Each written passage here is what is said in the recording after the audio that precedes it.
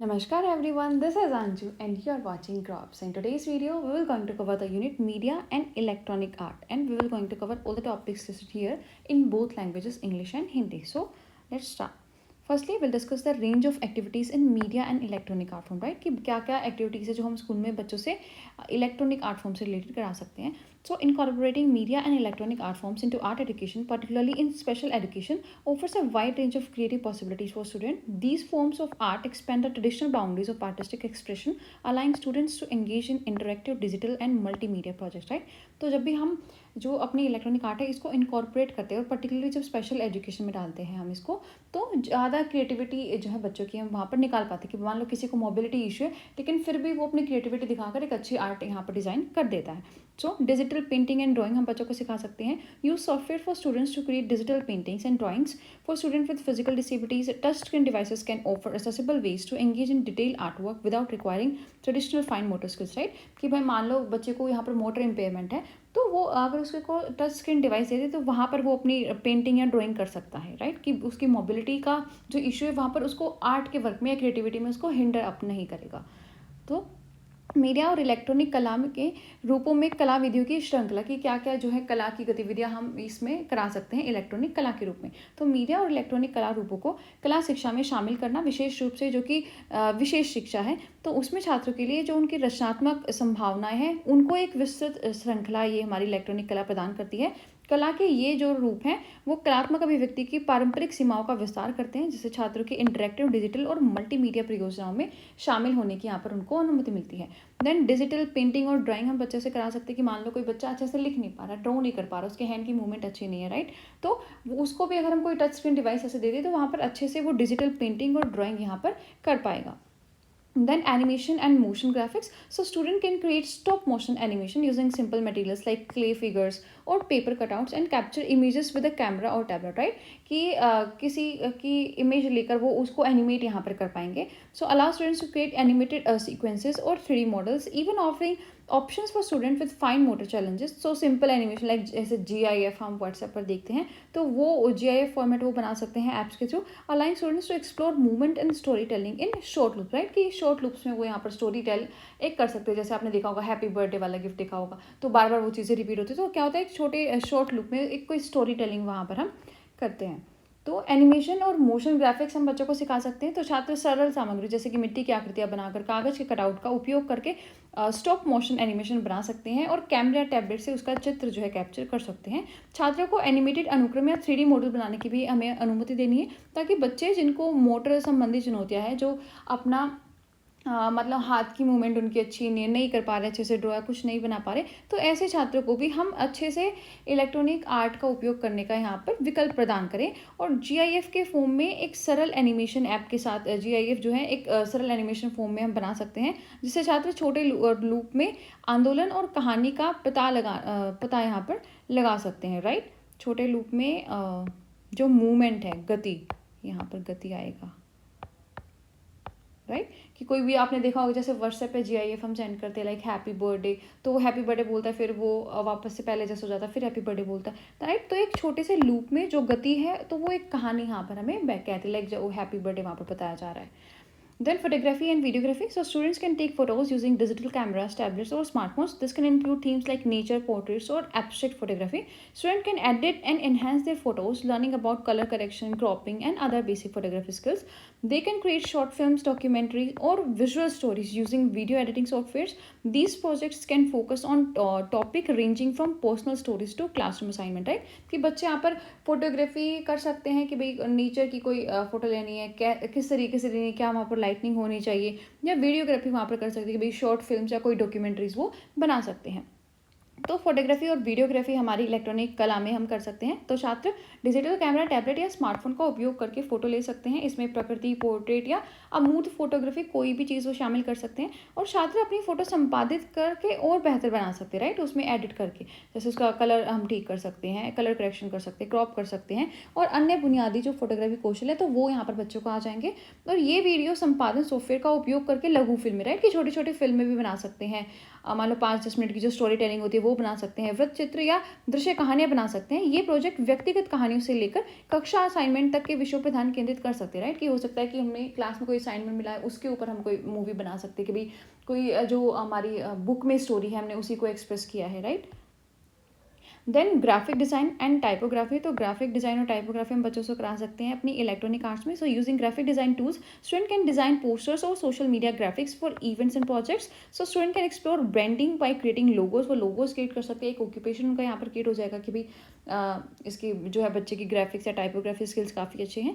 They can experiment with different font styles and text arrangements to create art pieces focused on typography, right.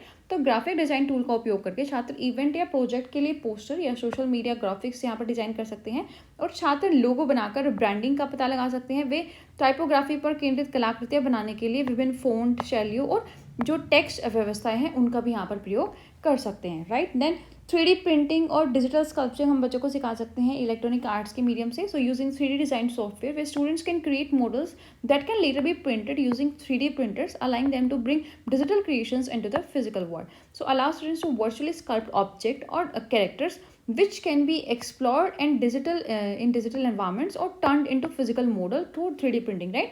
कि वो वहाँ पर virtually कोई चीज़ बना सकते हैं जिसको हम 3D प्रिंटिंग की हेल्प से जो है अपने फिजिकल वर्ल्ड में अच्छे से क्रिएट कर सकते हैं। तो 3D प्रिंटिंग और डिजिटल जो मूर्तिकला है वो भी हमें बच्चों को सिखाने की भी वो डिजिटल रूप से कोई मूर्ति वहाँ पर बना सकते हैं और उसको 3D प्रिंटर की सहायता से हम अपने जो नेचर है उसमें भौतिक दुनिया में उसको ला सकते हैं। देन सोशल मीडिया और डिजिटल मार्केटिंग आर्ट हम बच्चों को सिखा सकते हैं। Students can design and create content for social media platforms as part of art projects exploring how to communicate visual ideas to a digital audience, and they can create vlogs about their art making process reflecting on the work ideas and inspiration। तो बच्चे जो है social media और digital marketing art भी यहाँ पर कर सकते हैं। छात्र कला परियोजनाओं के हिस्से के रूप में सोशल मीडिया प्लेटफॉर्म जो है उसके लिए सामग्री यहाँ पर डिज़ाइन कर सकते हैं और यह पता लगा सकते हैं कि भाई जो भी डिजिटल दर्शक है देख रहे तो उनको किस प्रकार की सामग्री यहाँ पर अच्छी है, कैसे अपने जो है दृश्य विचारों को हम उस सामग्री में यहाँ पर संप्रेषित करेंगे। और छात्र अपनी कला निर्माण की प्रक्रिया उसके बारे में हम ब्लॉग भी बना सकते हैं, ठीक है, जिसमें हम दिखाएंगे भाई कैसे काम कर सकते हैं, कैसे हमने काम किया, इस आर्ट के पीछे क्या विचार है और क्या प्रेरणाएं हैं, तो वो हम अपने ब्लॉग्स में शो कर सकते हैं, राइट। देन नेक्स्ट है हमारा experiencing responding and appreciating media and electronics art, right. तो एक्सपीरियंस हम कैसे करेंगे कि उस एक्टिविटी में हम एंगेज हो रहे हैं, engaging through digital platforms. So student can experience digital art by exploring online galleries, watching animated films, participating in virtual reality environments और creating digital pieces using art software. Exposure to different media help student understand how art can be expressed in various formats, right. कि हम जो digital platform है उसके साथ directly engage कर रहे हैं, कोई भी एनिमेटेड मूवीज़ हैं उनको देख रहे हैं, पार्टिसिपेट कर रहे हैं वर्चुअल रियलिटी एनवायरनमेंट में, राइट, ताकि हम उस चीज़ के साथ जुड़कर वहाँ पर उसको जो है एक्सपीरियंस कर पाएँ। Then interactive media. So many electronic art forms are interactive such as video games, right, जिसमें हम interact यहाँ पर कर पाते हैं, हमारा भी कोई रोल होता है। So these allow student to become part of the art itself by influencing the design through the actions। तो मीडिया और इलेक्ट्रॉनिक कला है उनका अनुभव करना, उन पर प्रतिक्रिया देना और उनकी सराहना करने के बारे में देखना। तो सबसे पहले हम देखेंगे कि इनका अनुभव हम कैसे कर सकते हैं। तो डिजिटल प्लेटफॉर्म के जरिए हम इनसे जुड़ सकते हैं। छात्र ऑनलाइन गैलरी की खोज करके, एनिमेटेड फिल्में देखकर, वर्चुअल रियलिटी वातावरण में भाग लेकर या आर्ट सॉफ्टवेयर का उपयोग करके डिजिटल पीस बनकर डिजिटल कला का यहाँ पर अनुभव कर सकते हैं, उसका एक पार्ट बन सकते हैं। और अलग अलग मीडिया के संपर्क में आने से छात्रों को यह समझने में मदद मिलती है कि कला विभिन्न स्वरूपों में उसको कैसे हम व्यक्त कर सकते हैं। देन इंटरेक्टिव मीडिया, राइट, जो हमारी इलेक्ट्रॉनिक कला है तो ये इंटरेक्टिव भी होती है, जैसे कि कोई वीडियो गेम है कि हमारा भी यहाँ पर कोई रोल है, ठीक है। तो छात्र अपने कार्यों के माध्यम से डिज़ाइन को प्रभावित करके कला का हिस्सा बनने की अनुमति उनको हमें देनी चाहिए, राइट, कि उस कला का हिस्सा वो बन सके, कि इंटरेक्टिव मीडिया का वो यूज़ कर सके। Then hands on engagement. So students experience media and electronic arts by actively participating in the creation of digital work, like कोई डिजिटल पेंटिंग्स वो क्रिएट कर रहे हैं, 3D मॉडल्स बना रहे हैं, एनिमेशंस बना रहे हैं और multimedia presentations. Allow students to immerse themselves in virtual words or interact with digital elements in the real world. This sensory engagement creates a more dynamic experience of art. Then film और video art हम बच्चों को सिखा सकते हैं, दिखा सकते हैं. So watching short films, animations and interactive media help student understand story telling through electronic art form, right. तो उनसे समझने में मदद मिलेगी भाई बच्चों को कि कैसे इलेक्ट्रॉनिक आर्ट फॉर्म से जो है इतनी इंटरेक्टिव शॉर्ट मूवीज़ बना सकते हैं और एक स्टोरी टेलिंग वो कर सकते हैं. तो हाथों हाथ जुड़ा होना चाहिए कि भाई बच्चे हाथों हाथ उस चीज़ को करके यहाँ पर देख रहे हैं, राइट. तो छात्र जब डिजिटल पेंटिंग खुद करेंगे, 3D मॉडल बनाएंगे, एनिमेशन या मल्टीमीडिया प्रस्तुति बनाएंगे, तो इनके निर्माण में वो सक्रिय रूप से भाग लेकर मीडिया और इलेक्ट्रॉनिक कला का अनुभव कर सकते हैं और छात्र को आभासी दुनिया में खुद को विसर्जित करने, राइट, कि खुद पूरा वो अच्छे इमर्स तरीके से उसमें पार्टिसिपेट कर रहे हैं और वास्तविक दुनिया में जो भी डिजिटल तत्व हैं उनके साथ उनकी बातचीत को अनुमति देते हैं. यह संवेदी जुड़ाव कला की अधिक गतिशील अनुभव यहाँ पर बनाता है. देन फिल्म और जो वीडियो कला है वो हम बच्चों को दिखा सकते हैं, जैसे छोटी छोटी फिल्में हैं, एनिमेशन है, इंटरेक्टिव मीडिया है. तो ये देखने से छात्रों को इलेक्ट्रॉनिक कला के रूपों के माध्यम से कहानी कहने को समझने में मदद मिलती है, राइट, कि भाई इलेक्ट्रॉनिक कला के माध्यम से ये कैरेक्टर्स बनाए, जैसे कार्टून्स बनाए, अब ये हमें कोई स्टोरी यहाँ पर दिखा रहे हैं.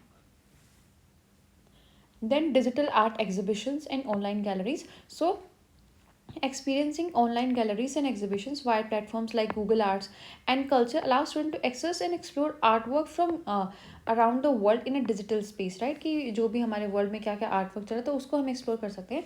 Some online exhibitions allow users to interact with art where students can explore and manipulate digital artwork in real time. Then multi-sensory arts projects, so students engage with digital media types combining video, audio and visual, creating a richer experience of art that touches multiple senses, right, कि भाई आपको combine करना है किसी video को, lip sync जहाँ पर हो रही है तो आप में उसको ऑडियो देनी है, ठीक है. तो ऐसे मल्टी सेंसरी एक्सपीरियंस हम कर सकते हैं. Some digital art projects respond to sound, movements और touch, giving students an interactive and personal experience. Then digital कला प्रदर्शनी और जो ऑनलाइन गैलरी है वो हम एक्सप्लोर कर सकते हैं. सो गूगल आर्ट्स एंड कल्चर जैसे प्लेटफॉर्म के जरिए ऑनलाइन गैलरी और प्रदर्शनियों का अनुभव करने से छात्रों को डिजिटल स्पेस की दुनिया में, ठीक है, जो दुनिया भर की कलाकृति है उन तक पहुंचने और उनको एक्सप्लोर करने का मौका मिलता है. कुछ ऑनलाइन प्रदर्शनी उपयोगकर्ताओं को कला के साथ बातचीत करने की भी अनुमति देती है, जहाँ पर छात्र जो वास्तविक समय में डिजिटल कलाकृति का पता लगा सकते हैं और उसमें हेरफेर मतलब कुछ एडिटिंग यहाँ पर कर सकते हैं. देन बहुसंवेदी कला परियोजनाएं, तो छात्र ऐसे हम करा सकते हैं कि भाई वीडियो, ऑडियो और विजुअल को मिलाकर कोई मीडिया वो प्रस्तुत कर रहे हैं, राइट. तो उस वो जो बहुसंवेदी परियोजनाएं हैं उनमें क्या होगा, उनकी ज़्यादा से ज़्यादा सेंसेस यहाँ पर यूज़ होंगे, जिससे कला को एक समृद्ध अनुभव बनता है जो कई इंद्रियों को छूता है. कुछ डिजिटल कला परियोजनाएं जैसे ध्वनि, गति या स्पर्श पर प्रतिक्रिया भी करती है, जिससे छात्रों को इंटरेक्टिव और व्यक्तिगत अनुभव यहाँ पर मिलता है, right. Now come to responding to media and artwork, right, कि हम जो डिजिटल आर्टवर्क है उस पर कैसे रिस्पॉन्ड करते हैं. सो रिफ्लेक्ट करते हैं हम. So student learns to analyse digital artworks by focusing on elements such as colour, composition, balance and the use of technology in expression. Digital art often tackles contemporary themes, so student can engage in discussions about the underlying message conveyed by artists and how those messages resonate with them. ठीक है. Then students can also reflect on how digital art differs from traditional forms of art, considering the role of technology in creativity and how it changes the experience of the viewer, right. तो यहाँ पर हम reflect करते हैं कि भाई art क्या है, उसमें कलर कैसा है, कॉम्पोजिशन कैसी है, या कोई एनिमेटेड मूवी तो सभी रोल अच्छे से प्ले कर रहे हैं, उनकी जो वॉइस है वो उनके एक्ट के अकॉर्डिंग है या नहीं है, राइट. और क्या मैसेज यहाँ पर जो है क्रिएटर कन्वे करना चाहता है. तो अब हम देखेंगे कि जो हमारी प्रतिक्रिया वो कैसी रहती है मीडिया और इलेक्ट्रॉनिक आर्ट्स पर. तो हम जो डिजिटल आर्ट वर्क है उस पर चिंतन कर सकते हैं कि भाई इन्होंने क्या बताया है, कैसे किया है, ठीक है, क्या इनका जो है मोटिव है इस एक्ट के पीछे. तो छात्र रंग, संरचना, संतुलन और अभिव्यक्ति में प्रौद्योगिकी के उपयोग जैसे तत्वों पर ध्यान केंद्रित करके डिजिटल आर्ट वर्क का विश्लेषण कर सकते हैं, राइट, कि भाई इसमें संतुलन है या नहीं, संरचना इसकी कैसे है, तो उसका विश्लेषण बच्चे कर सकते हैं. और डिजिटल कक्षा जो कला है अक्सर वो प्रौद्योगिकी की पहचान और समाज जैसे समकालीन विषयों से निपटती है, राइट, उन पर ध्यान रखती है.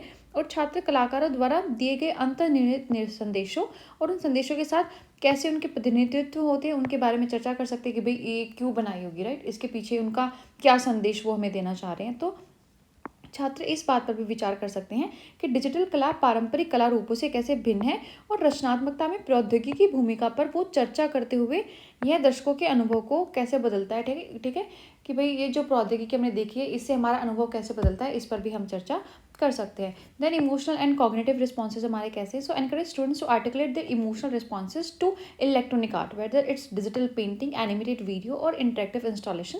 Student can response to how the art work impact them cognitively and emotionally, right, कि कोई भी आर्ट वर्क देखकर उनको दिमाग है उसको कैसे फील, वो कैसे कौन से इमोशंस उनके जनरेट हुए, सैड थे, हैप्पी थे, एक्साइटेड थे, राइट।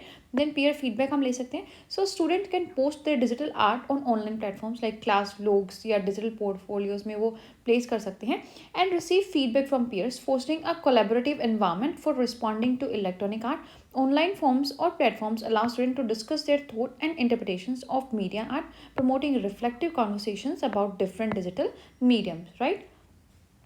तो उसके बाद भावनात्मक और संज्ञानात्मक प्रक्रिया, कि कोई भी कला हमने देखी तो कैसी भावनाएं हमारे अंदर आई, तो उन सब पर भी हमें ध्यान रखना है, ठीक है, कि हमारी भावनाएं क्या रिफ्लेक्ट कर रही है। तो छात्र को इलेक्ट्रॉनिक कला के प्रति अपनी भावनात्मक प्रतिक्रिया व्यक्त करने के लिए प्रोत्साहित करें, चाहे वो डिजिटल पेंटिंग हो, कोई एनिमेटेड वीडियो या कोई इंटरेक्टिव इंस्टॉलेशन, राइट। तो हमें बच्चों को यहाँ पर प्रोत्साहित करना है कि जो भी उनकी भावनात्मक प्रतिक्रिया है वो व्यक्त उनको करनी है, और छात्र इस बात पर प्रतिक्रिया दे सकते हैं कि कलाकृति उन्हें संज्ञानात्मक और भावनात्मक रूप से कैसे प्रभावित करती है। देन जो साथी है उनसे प्रतिक्रिया ले सकते हैं। तो छात्र अपने डिजिटल कला को ऑनलाइन प्लेटफॉर्म जैसे उनके क्लास के ब्लॉग हो गए या डिजिटल पोर्टफोलियो उस पर पोस्ट कर सकते हैं, ताकि भाई उनके फ्रेंड्स देखें और वो उसके बारे में उन्हें प्रतिक्रिया यहाँ पर दे सकें। Now appreciating media and electronic, right, कि इसको अप्रिशिएट कैसे करेंगे। So understanding the tools and techniques, की जो भी टूल्स है, टेक्निक्स है, कितनी मेहनत यहाँ पर लगती है, कैसे काम किया जाता है, तो अगर वो हमें समझ में आएगा तो उसको हम अप्रिशिएट कर पाएंगे। Student develop an appreciation for the complexity and creativity involved in using digital tools such as learning the value of technical skills required to create 3D models, animations और multimedia installations. So by understanding the process behind the creation of digital art, such as coding for interactive pieces or using software for digital painting, students appreciate the artistry behind electronics medium, right? तो उसको जो artistry है उसको यहाँ पर बच्चे appreciate कर पाएंगे. And then recognizing the role of technology in art, right? कि आर्ट में टेक्नोलॉजी का क्या रोल है उसको बच्चे अप्रिशिएट कर सकते हैं. So appreciate how media and electronic arts have evolved alongside technology and how digital art fits in the broader history of artistic expression. Students appreciate how electronic art are shaping and reflecting modern culture, including the ways in which social media, virtual spaces, and multimedia art are transforming the landscape of global art, right? तो यहाँ पर उसको भी हम recognise कर सकते हैं, उसको अप्रिशिएट कर सकते हैं कि कैसे इन्होंने यहाँ पर ट्रांसफॉर्म किया है नॉर्मल आर्ट को. तो मल्टीमीडिया और इलेक्ट्रॉनिक आर्ट्स की सराहना करने के बारे में हम देखेंगे, राइट, कि उसकी सराहना के क्या विषय हो सकते हैं. तो जो भी टूल और तकनीक है हम उनको समझ सकते हैं भाई, कि कितनी मुश्किल से बच्चे ने काम किया होगा, कैसे कोई मूवी उसने एनिमेटेड तरीके से बनाई होगी, कोई कला बनाई होगी, राइट. तो उनकी सराहना हम कर सकते हैं. और कला में जो प्रौद्योगिकी की भूमिका है, राइट, कि कला में जो टेक्नोलॉजी है, जो इलेक्ट्रॉनिक आर्ट है, उसकी क्या भूमिका है उसको यहाँ पर हम अप्रिशिएट कर सकते हैं. कि जैसे सोशल मीडिया है, वर्चुअल स्पेस है, उसमें जो हमारी नॉर्मल कला थी उसको कैसे यहाँ पर बदला है. Then acknowledging digital art as fine art, so students develop an appreciation for electronic and media arts as valid and important form of artistic expression. Recognizing the digital artists are part of larger artistic tradition, pushing the boundaries of creativity. So media arts often provide more inclusive platforms for artists from diverse backgrounds to share their stories and experience. Students can appreciate how digital tools democratise access to art creation and exhibition, right, कि भाई कैसे लोगों के पास यहाँ पर freedom है कि वो आर्ट का यूज़ करके किसी भी तरीके से कोई ट्रेडिशन है या कोई स्टोरी उनको बतानी है तो वो यहाँ पर क्रिएट कर सकते हैं, उसको एग्जिबिट यहाँ पर अच्छे से कर सकते हैं. And participating in digital art movement, कि भाई यहाँ पर सभी बच्चे जो हैं अच्छे से पार्टिसिपेट कर पा रहे हैं, अप्रिशिएट करेंगे वहाँ पर वो इलेक्ट्रॉनिक मीडिया को, कि जो भी डिजिटल आर्टिस्ट है उनको एक ऑनलाइन प्लेटफॉर्म यहाँ पर दिया जा रहा है, उनको सपोर्ट किया जा रहा है. तो डिजिटल कला को ललित कला के रूप में यहाँ पर स्वीकार करना है, फाइन कला, ठीक है, फाइन जो कला के रूप में हमें स्वीकार करना है. तो छात्रों को कलात्मक अभिव्यक्ति के वैध और महत्वपूर्ण रूपों को रूप में इलेक्ट्रॉनिक और मीडिया कलाओं को यहाँ पर प्रशंसा कर सकते हैं कि भाई एक महत्वपूर्ण ये यहाँ पर हमारी कला का रूप है, और यह पहचानते हुए कि डिजिटल कलाकार रचनात्मकता की सीमाओं से आगे बढ़कर एक अच्छी कलात्मक परंपरा का हिस्सा है, ये हमें समझना है. और मीडिया कला अक्सर विविध पृष्ठभूमि के कलाकारों को अपनी कहानी और अनुभवों को साझा करने के लिए एक समावेशी मंच प्रदान करती है, राइट, कि ऐसा नहीं है कि भाई कोई पर्टिकुलर कम्युनिटी का, किसी पर्टिकुलर कल्चर का ही है यहाँ पर वो व्यक्ति वहाँ पर एग्जिबिट कर सकता है. कोई भी वहाँ पर अपने वर्ल्ड के किसी भी कोने से कोई भी कल्चर या ट्रेडिशन है वो एक्सप्रेस कर सकता है, राइट. तो छात्र इस बात की सराहना कर सकते हैं कि कैसे डिजिटल उपकरण जो है कला निर्माण और प्रदर्शनी तक जो पहुँच है उसको लोकतांत्रिक बनाते हैं. देन डिजिटल कला के जो आंदोलन है उनमें भाग ले सकते हैं, ठीक है। जो कंपटीशन है तो उनमें पार्टिसिपेट, डिजिटल कला में भाग लेना आप लिख सकते हो, राइट। तो डिजिटल कला में हम भाग ले सकते हैं। तो समकालीन रुझानों को समझना छात्रों को इलेक्ट्रॉनिक कला की नवीन और प्रयोगात्मक प्रकृति की सराहना के रूप में भी मदद करता है कि मीडिया और इलेक्ट्रॉनिक कलाओं की सराहना करने में जो ऑनलाइन प्लेटफॉर्म है ऐसे प्रोवाइड किया गया कि भाई सभी जो है डिजिटल कला है इसमें भाग ले सकते हैं, ठीक है। और उनकी जो संस्कृति है उसको आकार देने के भी एक मूल्य रूप से ये जो हमारी डिजिटल आर्ट है काम करती है। नेक्स्ट है हमारा role of ICT in exposure to selective basic skill, right. तो सबसे पहले एसेसिबिलिटी देती है कि भाई सभी बच्चे जो भी डिजिटल कला के लिए, जो डिजिटल आर्ट के लिए जो भी प्लेटफॉर्म उनको चाहिए होता है वो एसेसिबल बनाती है। इंक्लूजन देती है कि कोई भी सॉफ्टवेयर, अगर मान लो कोई डिसेबिलिटी वाला बच्चा है उसको कोई सॉफ्टवेयर चाहिए यहाँ पर अपनी आर्ट मेकिंग के लिए, लाइक स्पीच टू टेक्स्ट हो गया, आई ट्रैकिंग सिस्टम हो गया, टच स्क्रीन होगी, तो वो सब यहाँ पर प्रोवाइड करते हैं। जो भी ग्लोबल रिसोर्सेज है उन तक जो है एक्सेस हमें आईसीटी देती है कि भाई हम वर्चुअली किसी भी वर्ल्ड के म्यूजियम में यहाँ पर टूर कर सकते हैं, ऑनलाइन ट्यूटोरियल्स ले सकते हैं, ठीक है। और जो भी ग्लोबल आर्ट के रिसोर्सेज है वहाँ तक हमारी एक्सेस हो जाती है। And then assistive communication tools है वो आईसीटी में प्रोवाइड करती है कि प्रॉपर साइन लैंग्वेज के ऐप्स है, ऑडियो गाइड्स हैं, कैप्शनिंग सर्विसेज है, ताकि सभी टाइप से किसी भी बच्चे को अगर कोई इम्पेयरमेंट है वो भी यहाँ पर फुल्ली पार्टिसिपेट कर पाए, राइट। तो आईसीटी की भूमिका और चुनिंदा बुनियादी कौशलों से परिचित होना, उसमें जो कला है उसमें क्या है आईसीटी की भूमिका कि जो हमारी पहुंच है और समावेशन है उसको बढ़ा देती है, ठीक है। कि हम कहीं पर भी बैठकर डिजिटल आर्ट अपना अच्छे से कर रहे हैं, अच्छे से पार्टिसिपेट उसमें कर पा रहे हैं, ठीक है। तो एक हमें ऐसे उपकरण भी देती है, मान लो किसी बच्चे को कम्युनिकेशन नहीं करना आ रहा, कोई हियरिंग इम्पेयरमेंट वाला है, कोई विजुअल इम्पेयर्ड यहाँ पर बच्चा है, तो स्पीच टू टेक्स्ट या eye tracking system, touch screen software यहाँ पर देते हैं कि शारीरिक रूप से भी जो विकलांग छात्र हैं वो अच्छे से जो है अपनी डिजिटल कला यहाँ पर बना पाए। और साथ ही साथ वैश्विक संसाधनों तक पहुँच देती है कि भाई हम इंडिया में बैठकर भी वर्ल्ड के किसी भी म्यूजियम का जो है वर्चुअल टूर कर सकते हैं, वहाँ की जो कलाएँ हैं उनके बारे में जान सकते हैं। और संचार सहायक उपकरण भी प्रदान करती है कि भाई हमें डिजिटली कोई भी ऑडियो गाइड हो गया, कैप्शनिंग सर्विसेज होगी, तो कोई भी साइन लैंग्वेज का ऐप हो गया, तो ये सारी चीज़ें भी हमें जो है प्रोवाइड की जाती है। Then expanding creative possibilities, right. तो जो भी हमारी क्रिएटिव पॉसिबिलिटीज़ है उनको ये एक्सपेंड करती है कि कैसे हम डिजिटल पेंटिंग है, ग्राफिक डिज़ाइन है, एनिमेशन है, ठीक है, इनमें जो हमारा आर्टिस्टिक एक्सप्रेशन है उसको ये ब्रॉड करती है हमें जो है डिजिटल टूल्स देकर। Then collaborative projects. So ICT facilitates collaboration through online platform, enabling student to work together on multimedia projects no matter their location, right। कि किसी भी लोकेशन से वो किसी के साथ भी कोलैब करके यहाँ पर काम कर सकते हैं। Tools that allow multiple users to edit and create together in real time, right। कि ऐसे टूल्स वो बनाते हैं कि भाई जैसे एक ही टाइम पे दो या दो से ज़्यादा व्यक्ति वर्ल्ड के किसी भी कोने से उस आर्ट वर्क को यहाँ पर क्रिएट कर सकते हैं। With digital tools, student can experiment more freely, changing colors, composition, and formats without the fear of making permanent mistakes. And ICT allows for easier corrections and encourages interactive learning, right। तो यहाँ पर जो है ICT हमारी interactive learning को भी promote करता है। तो रचनात्मक संभावना का विस्तार हमारा ज़्यादा होता है कि भाई हमें सारे प्लेटफॉर्म्स मिल रहे हैं कि कैसे हमें पेंटिंग करनी है, ग्राफिक डिज़ाइन है, एनिमेशन है, ठीक है, उसका पता लगाने की भी अनुमति देता है, जो हमारी कलात्मक अभिव्यक्ति है उसका विस्तार करता है। फिर सहयोगी परियोजनाएं हमें आईसीटी देती है कि भाई ऐसी टेक्नोलॉजी ये बनाती है कि भाई एक ही साथ दो से ज़्यादा व्यक्ति वर्ल्ड के किसी भी कोने से, हो सकता है मैं यहाँ से हूँ, मैं कोई आर्ट वर्क कर रही हूँ, उसके साथ किसी और कंट्री का या अपने ही देश में कोई और व्यक्ति उस आर्ट वर्क को ज्वाइन कर सकता है, राइट। तो हम सहयोग से उस आर्ट को यहाँ पर पूरा कर सकते हैं। देन स्किल डेवलपमेंट हमारे आईसीटी करते हैं। So by using ICT in creating digital work, student engage in critical thinking and problem solving, particularly when navigating complex software, right. So tackling जो भी हमारे क्रिएटिविटी में चैलेंजेस होते हैं कि कैसे 3D मॉडलिंग करनी है, कैसे वीडियो को एडिट करना है, तो उसके लिए स्किल हमें डेवलप कराती है ICT. ICT fosters digital literacy, teaching students how to navigate and use various programs and platforms, a valuable skill for both inside and outside the art. Then personalised learning हमें provide करती है differentiation की, भाई जो हमारी भी need है उसके अकॉर्डिंग हमें यहाँ पर इंस्ट्रक्शन दी जाती है। तो आईसीटी के माध्यम से कौशल का विकास होता है भाई कि कैसे 3D मॉडलिंग हमें बनानी है, कैसे वीडियो बनानी है, कैसे चीज़ों को एनिमेट करना है, तो ये कौशल हमारे अंदर विकसित होते हैं। और व्यक्तिगत शिक्षण और विभेदीकरण हमारे अंदर आता है, right.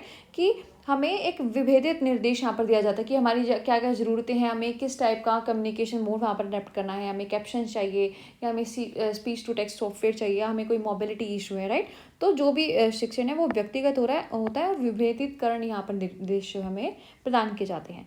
Then exposure to selective basic skills in media and art, right. तो इसके लिए बेसिक स्किल क्या होंगे कि भाई बेसिक डिजिटल ड्राइंग और पेंटिंग हमें आनी चाहिए, जो भी लेयरिंग करनी है आर्ट वर्क में उसका हमें पता होना चाहिए, ब्रशेस के बारे में और क्या क्या इफेक्ट हम वहाँ पर लगा सकते हैं उसका हमें पता होना चाहिए। तो मीडिया और इलेक्ट्रॉनिक आर्ट में जो भी चुनिंदा बुनियादी कौशल हैं वो कौन कौन से हैं कि बेसिक डिजिटल ड्राइंग और पेंटिंग हमें आनी चाहिए कि भाई ये कैसी होती है, कैसे करनी होती है, जो लेयर्स हैं आर्ट बनाने में, कोई भी कला बनाने में, उनको हमें समझना होगा। ब्रश को कैसे यूज़ करना है या क्या क्या प्रभाव है, किन किन इफेक्ट्स को यहाँ पर हम अपनी आर्ट में यूज़ कर सकते हैं वो हमें पता होने चाहिए। देन बेसिक फोटोग्राफी और एडिटिंग स्किल्स हमारे अंदर होनी चाहिए। वीडियो प्रोडक्शन स्किल्स होनी चाहिए कि भाई कोई भी अगर हम कैरेक्टर बना रहे हैं तो वीडियो कैसे उससे प्रोड्यूस करेंगे, राइट। तो बुनियादी फोटोग्राफी और संपादन कौशल हमें होनी चाहिए कि फोटोग्राफ बना सके, हम ले सके और उसमें एडिटिंग यहाँ पर कर सके। बुनियादी जो वीडियो है उसके उत्पादन के कौशल होने चाहिए कि अगर कोई वीडियो बनानी है तो वो कैसे बनेगी। देन नेक्स्ट है हमारा enhancing learning through media and electronic art. उसके लिए क्या क्या स्ट्रेटजीज और क्या क्या अडेप्टेशन हम कर सकते हैं। तो स्ट्रेटजीज क्या होगी, हम प्रोजेक्ट बेस्ड लर्निंग करा सकते हैं बच्चों से। Create media and electronic art projects that are rooted in real world application, right. कि कैसे डिजिटल पोस्टर बच्चे बना सकते हैं, शॉर्ट फिल्म्स बना सकते हैं। So this will help student see the relevance of media art in everyday life, right. तो इससे बच्चों को भी पता चलेगा कि कैसे जो डिजिटल मीडिया है इसकी अपनी रियल लाइफ में, एवरीडे लाइफ में क्या इसकी इंपॉर्टेंस है। देन कोलैबोरेटिव प्रोजेक्ट्स हम बच्चों से बनवा सकते हैं। Encourage group work with student collaborate on multimedia projects like digital animations, video editing and graphic design, right. तो इससे उनका कोलैबोरेशन और पीयर लर्निंग यहाँ पर इन्हेंस होगी।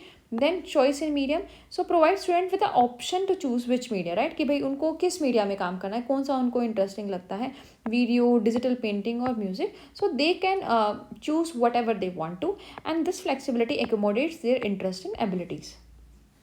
तो मीडिया और इलेक्ट्रॉनिक कला के माध्यम से सीखने को हम कैसे बढ़ा सकते हैं उसके बारे में रणनीतियाँ और क्या हम अनुकूलन कर सकते हैं उसके बारे में हमें देखना है। तो सबसे पहले हम रणनीतियाँ देखेंगे। तो रणनीतियाँ में हम क्या कर सकते हैं, प्रोजेक्ट आधारित शिक्षण बच्चों के लिए कर सकते हैं कि कोई भी अगर चीज़ है, मान लो कोई भी पोस्टर डिज़ाइन करना है या छोटी छोटी फिल्में बनाना, तो वो हम बच्चों को दे सकते हैं अपनी रोज़मर्रा की ज़िंदगी के ऊपर आधारित, राइट। तो इससे बच्चों को यहाँ पर ये जानने में मदद मिलेगी कि भाई अपने रोज़मर्रा के जीवन में हम डिजिटल आर्ट है वो हमारे लिए कैसे इंपॉर्टेंट है।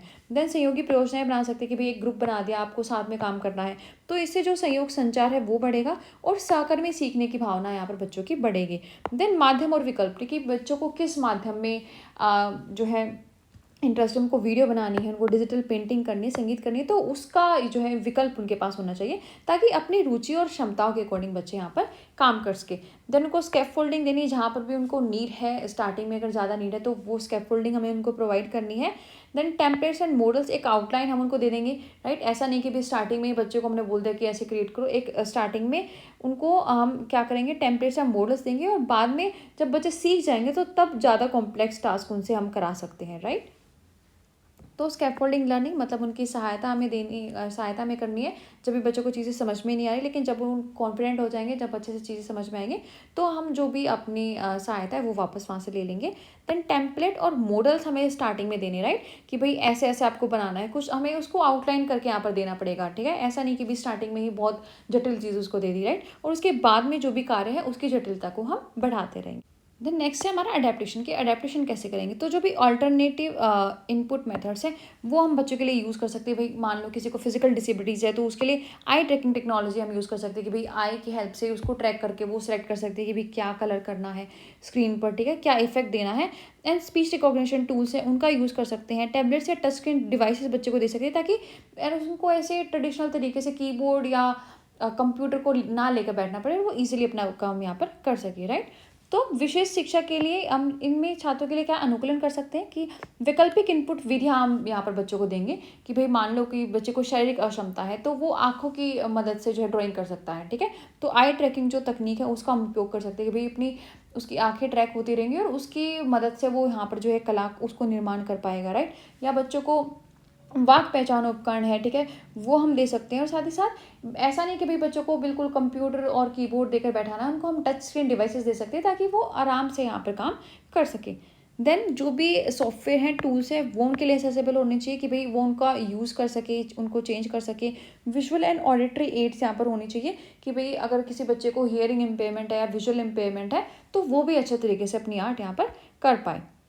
तो सुलभ सॉफ्टवेयर और उपकरण बच्चों के पास होनी चाहिए कि जो भी सॉफ्टवेयर का यूज़ करना है वो आराम से कर पाएँ, ठीक है। कोई उपकरण का यूज़ करना है तो वो अवेलेबल होना चाहिए। साथ ही जो दृश्य और श्रवण सहायता है तो वो हमें देने की भी दिखाते हैं। इसमें वीडियो में कैप्शंस आ रहे हैं कि अगर किसी बच्चे को सुनाई नहीं दे रहा तो उनको देख सकता है, या अगर किसी बच्चे को दिखाई नहीं दे रहा तो उसके लिए यहाँ पर ऑडियो क्लिप्स भी होनी चाहिए, राइट। तो दृश्य और श्रवण सहायता हमें उसके लिए प्रदान करनी है। देन सेंसरी फ्रेंडली अडेप्टेशंस करनी है कि भाई जहाँ पर भी बच्चे रह रहे वो कंफर्टेबल हो, कि जो भी बेंचेस है, चेयर्स है, जो भी रूम्स है वो उनके अकॉर्डिंग यहाँ पर नॉइस कैंसलेशन हेडफोन्स होने चाहिए। देन जो भी असेसमेंट है वो फ्लेक्सिबल होनी चाहिए कि भाई हम बच्चे की नीड देखेंगे, उसकी स्ट्रेंथ देखेंगे और उस पर हम एम्फोसाइज करेंगे कि भाई बच्चे ने अपनी तरफ से कितने एफर्ट यहाँ पर लगाए हैं, कितनी क्रिएटिविटी दिखाई, राइट। तो जो हमारी असेसमेंट है वो फ्लेक्सिबल होनी चाहिए। ऐसा नहीं कि भी सभी बच्चों को हम एक जैसे यहाँ पर ट्रीट कर रहे हैं।